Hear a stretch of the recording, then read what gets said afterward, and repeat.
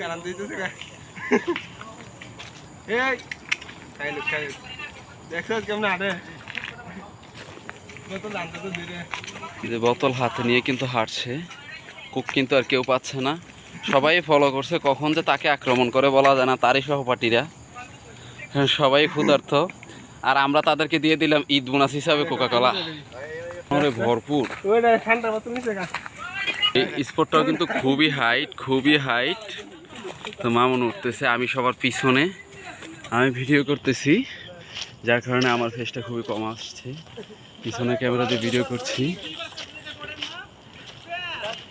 খুবই আসলেই ভালো লাগতেছে।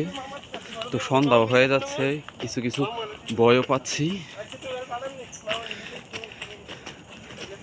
কারণ আপনারা ইতিমধ্যে জানেন মালয়েশিয়ায় সাপের সংখ্যাটা একটু বেশি।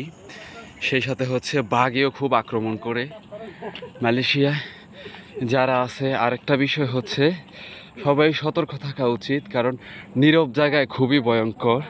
মালয়েশিয়ায় কিছু ব্ল্যাক বাহিনী আছে, এই ব্ল্যাক বাহিনী একটু সুযোগ পেলে আক্রমণ করে ওঠে।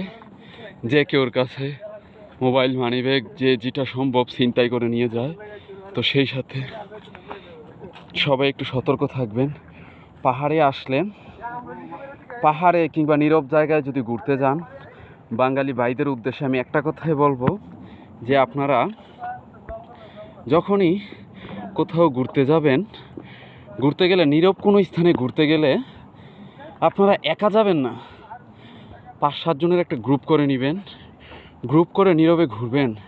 কারণ কি, গ্রুপ করে নিলে আপনাদের একটা সুবিধা কি, যে কোনো একটা এই আসলেই 1-2 জন কিংবা সন্ধ্যা হলেই এই ব্ল্যাক বাহিনীরা আক্রমণ করে খুব বড় ধরনের। যদি 5-7 জন একসাথে থাকেন তাহলে ওরা তেমন আক্রমণ করার সুযোগ পায় না।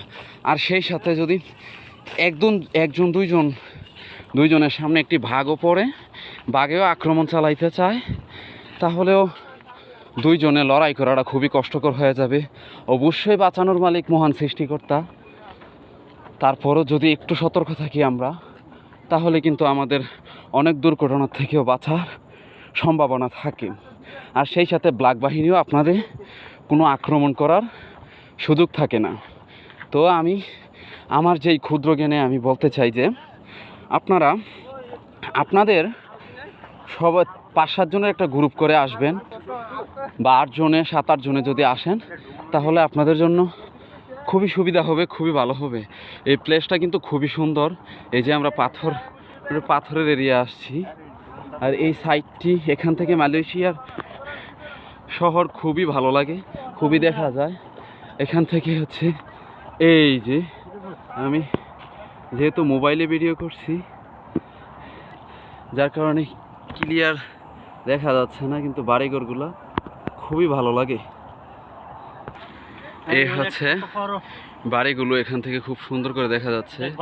শহরটা কিন্তু আসলেই সেই ভালো লাগে, সেই মজার একটি জায়গা।